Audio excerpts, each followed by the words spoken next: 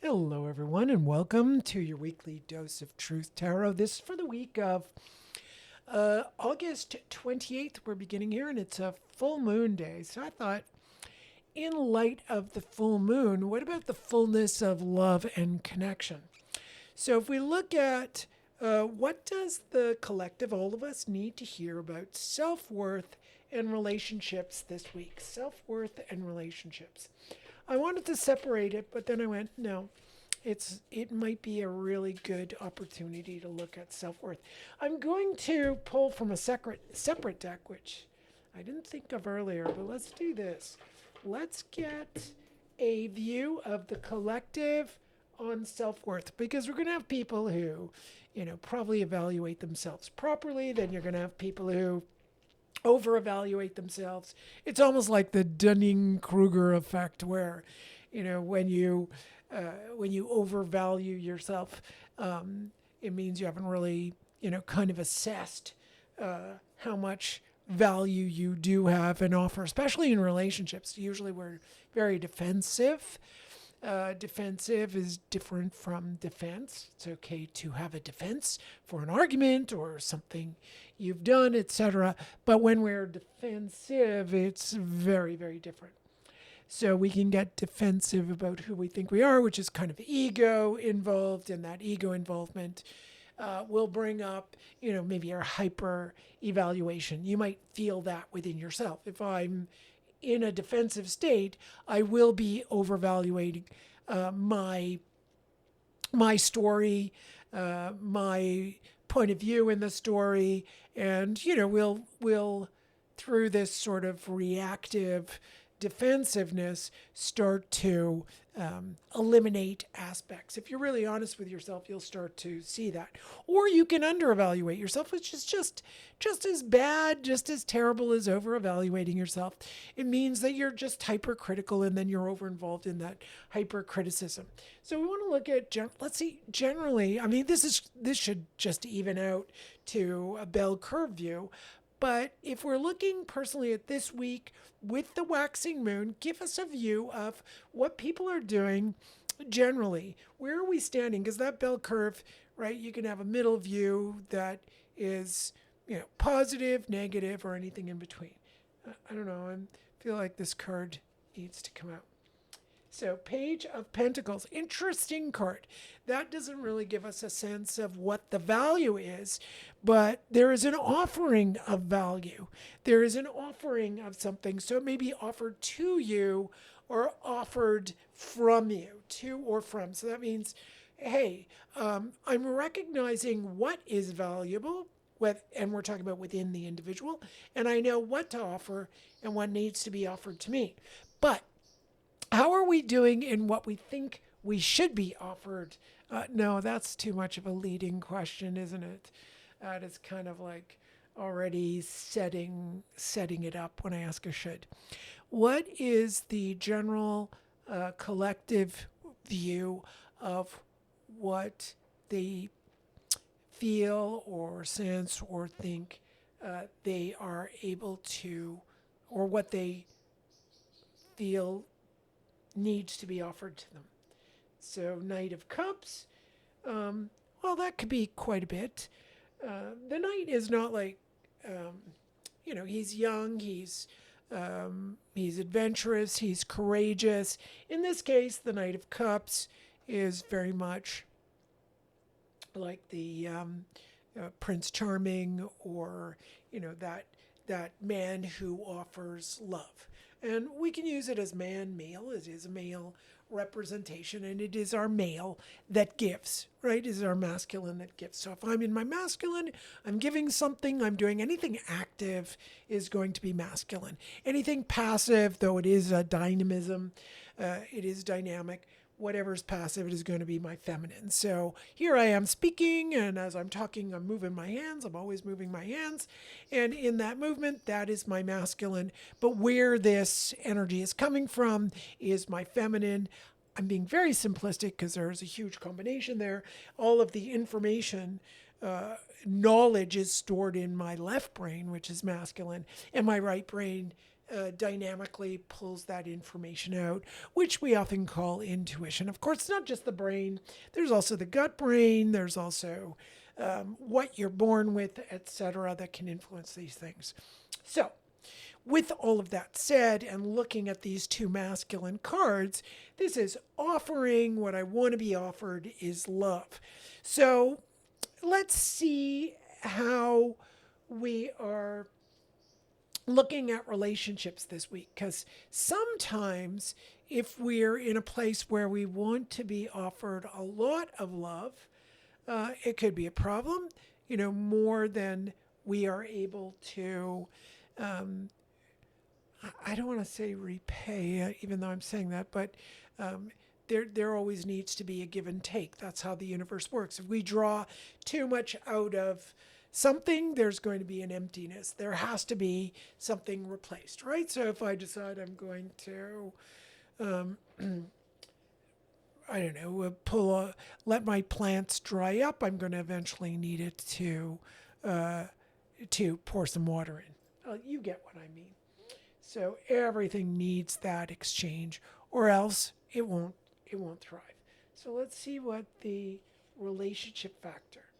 Wow, another masculine card. Whoa, what's going on here? Now I'm a little bit. This is where I'm getting a little bit stuck here. So we're looking at Knight of Wands is fire. This is creativity. This can be sexuality, sensuality. So again, it's masculine. It's very masculine energy.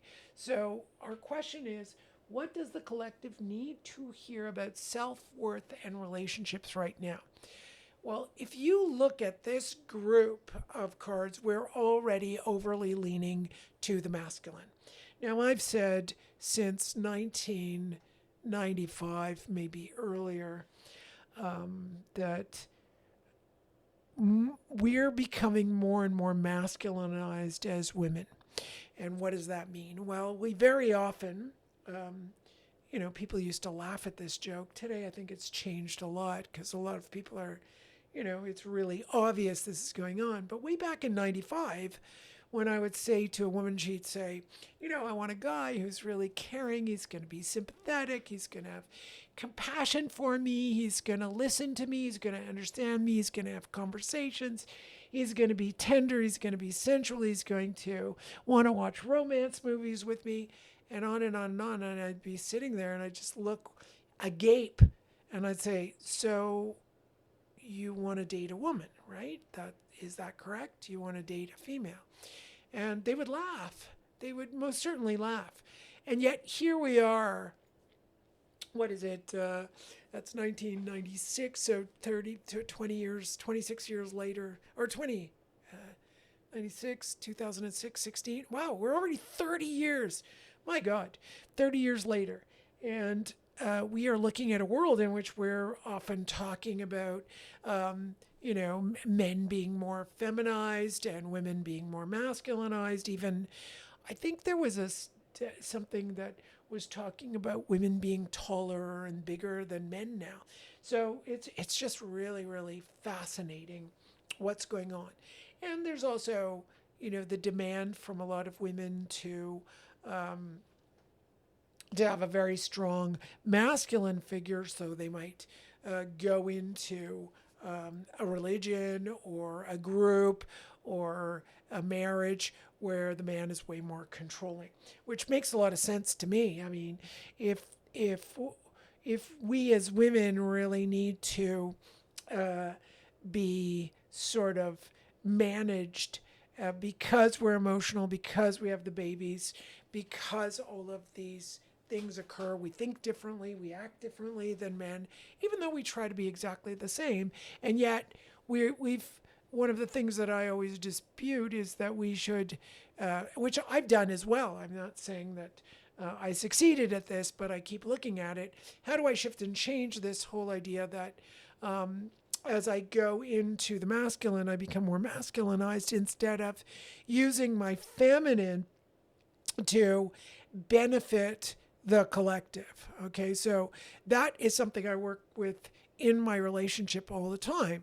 So when I feel like I'm also a Gemini, so I kind of feel like, oh, when I go into my feminine, I'm totally feminine. When I go into my masculine, I'm totally masculine.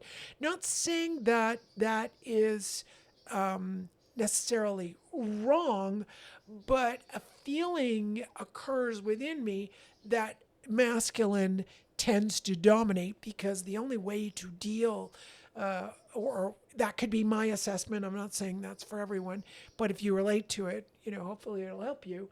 But my way of dealing with the world would be more masculine because my feminine, my intuitive, she needs a lot of protection. So we are going to vary individually, is my point here, but collectively we've got this huge masculine. So let's get an answer to the whole question: what does the collective need to hear? And I was using these cards. Today it's all Greek cards I chose. These are the Pythia Tarot, which are the Greek myth, and these are the Persephone Tarot. So we're gonna look at, these are all feminine, which is interesting. We won't be able to get a masculine card coming up here because they are all feminine, and I chose that beforehand. Sorry, I have the placer card in there. Not that it matters. And I do want to pick another card as well. So if we look at what does the collective need to hear about self-worth and relationships, let's see where we're going. This is the unknown. Oh my goodness. So the unknown is definitively going to give us that sense of adventure. So the courage to go into the unknown. Persephone is going into her box and opening up the box of the unknown. This is also zero, which is in Socrates' view. I know everything and nothing. It's a zero. Or a whole. So you've got zero and whole at the same time. Socrates said, I am the smartest man in the world because I know nothing, right? So everything and nothing in that wholeness. So in this deck, it's called the unknown. So where are we going in our relationships? It's like, wow, it's a real box of possibly opening that box can be hell, right? That could possibly be unleashing hell. And I used to do this meditation many years ago. I haven't done it in years, where everyone looks at the box of things. We go through a meditation, so you look at this box of things that is chained and closed and protected.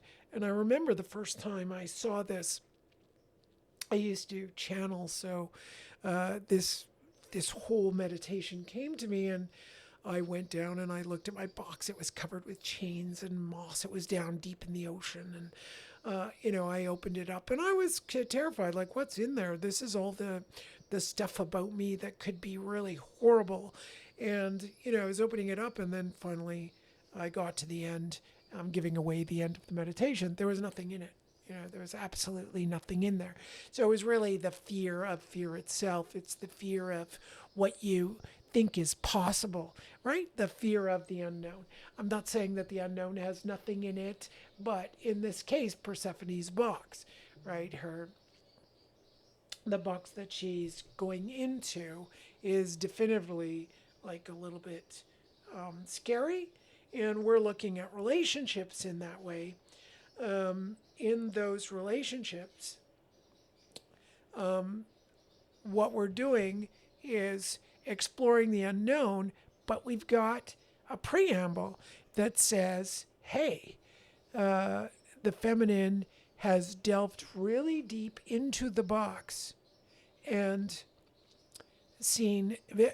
delved deep into the box of the masculine and seen a lot of what it's like to be in the masculine. So let's say when I was a kid, it was all about feminism, and it still is, but I feel like there's no understanding for younger people that what it was like when women couldn't do something, and also how much women could do. So, and a lot of the things women couldn't do, if I think of my grandmother and what she thinks she couldn't do, the only reason she couldn't do them was not because of the times. She didn't do them because she just was fearful, and that is huge. The unknown is huge. And we as couples, men and women, men went off into the unknown because they were better capable of dealing with that unknown. Now, women don't necessarily go into the unknown, they go into the known. They go into what is already discovered. So it's very, very interesting. Like, I went off and did something that was different for women, that we didn't go necessarily off and have our own businesses and do all these things. This was novel. It was not the majority doing that, but I was part of this, group of people where, okay, we go off and do our own thing and run things. Whereas now it's commonplace. We do it all the time. What we haven't figured out is how to do that without being over masculinized. So here we go, 9 of Wands. So there's creativity that needs to come in, fire. That is going to be strength. So feminine strength needs to rise to the surface. That is huge. So in light of, we need our feminine strength to stop being so masculinized, and so, because the masculine already knows how to deal with the unknown. The masculine's done it. We know that. I mean, I have a masculine. I know my masculine has done that. But having a larger, being born in a female body, the feminine is going to be more dominant. It doesn't mean it's always, the same. It changes, as I've mentioned before. And there's the sun. So we need to manifest our strength in relationship that is feminine to manifest within and or towards the masculine. So this is for giving, receiving. This is for our creativity within a relationship. So what are we doing here? What is the insecurity? The self-worth. Well, the valuing of the feminine, obviously through this, the sun, even though it's a female, the sun is masculine. This is most 100% a feminine card. This has a female representation, but the Fool is usually, this is the unknown, but the Fool, and going into the unknown is usually our masculine. Right? The feminine is home, hearth, nurturing. Masculine is this action going out there. So you can see this work together here is all about the fear of looking at how our feminine relates in a relationship. This is for men and women. If a man is over feminized, you're going to get a difficulty within the relationship. You're going to have the woman will become over masculinized. I don't care if you're gay, straight, whatever. It doesn't really matter. Just use the terminology to help you out, because even if you're a homosexual couple, one of you is going to have a stronger feminine, the other one's going to have a stronger masculine, and that can vary. That it also varies between men and women, and varies with women to women. So please don't get all caught up in male female. I'm using that as traditional views, and also this is what's represented here. Plus, that's what we have, our feminine and masculine. But believe me, if you've got a couple and both are overly loaded, whether it's 2 men, 2 women, or 2 man and a woman, it won't matter, because you're going to have, chaos going on if both of them are in their feminine. And it happens sometimes, right? I notice when I'm in my feminine, I'm all chaotic. Sometimes my partner can be in his feminine, he's over chaotic, and the two of us are like, blah, blah, blah, and we're snapping at each other, right? That's what happens. The emotions come up. The feminine will disrupt the masculine. So emotions are feminine. They will disrupt intellect, mind. That is masculine. The lower 3 chakras, feminine, upper 3 chakras, masculine. So those things are always disrupting each other, right? Just like everyone gets all involved in the emotionality of climate change? Well, of course we would, because the feminine is the earth and the earth disrupts everybody, right? It goes straight into the box of the unknown. So, what we need to know about relationships is to begin and continue to work with the discovery of our masculine and feminine, see how that works so we can relate better to each other. And it doesn't mean you're going to change your masculine and feminine. That's not the point. It's aware of it and knowing when you're in it, when you're in different arenas. When you study these things and you look at them, then your daily life, you kind of go, haha, that's really funny.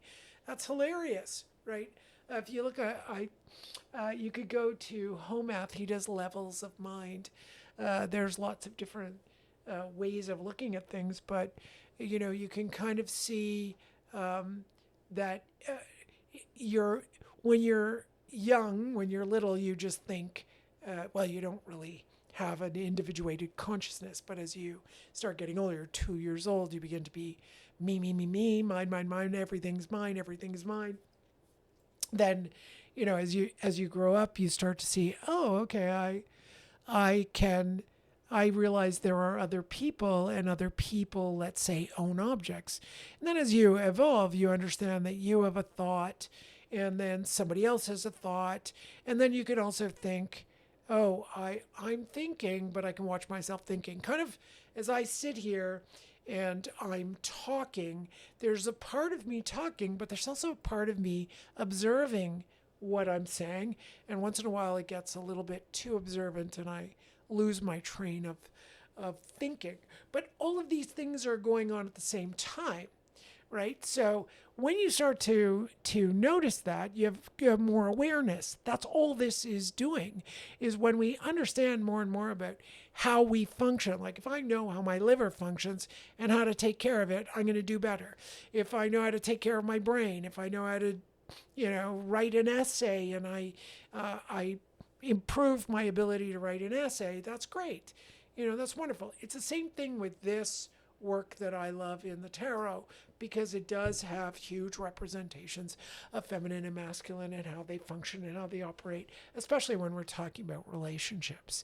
That the more we know about the feminine and masculine, well, I almost laugh sometimes. I'll sit with I'll get into we usually get into stupid arguments, like any old couple, and we just argue about the stupidest thing, and I start laughing as I'm observing. So part of me is having this stupid argument, and then part of me is laughing that I'm having this stupid argument, and I can see clearly that the reason we're having the argument is he's in his masculine being very rational, and I'm in my feminine being completely irrational and emotional. And it can happen the other way too, but very much less often.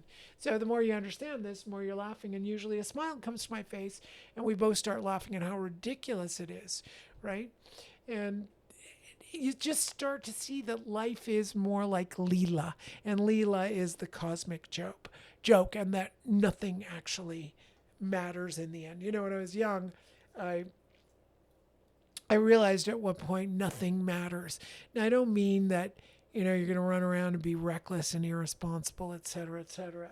But I started realizing nothing matters, but we think so much that things matter, that every little thing matters, when ultimately whatever we thought that mattered and we stressed ourselves about, it either gets resolved or it doesn't. Like whatever way you go, but we're always stressing beforehand. There's that unknown box again. Well, that could be a topic for next time. So look at your feminine and masculine. Look at where you might be overly masculinized in your life, where you need the strength of the feminine to also explore the unknown in her own way, not the way men did. Okay? So it's just looking at that. You've done it for sure. You've explored the unknown in your feminine, but it's recognizing it. So I'd love to hear what that's like for you to explore the unknown with your feminine. This is for men, women. Go ahead. And please like, share, and subscribe. And please make comments. Let me know what you're doing. Bye.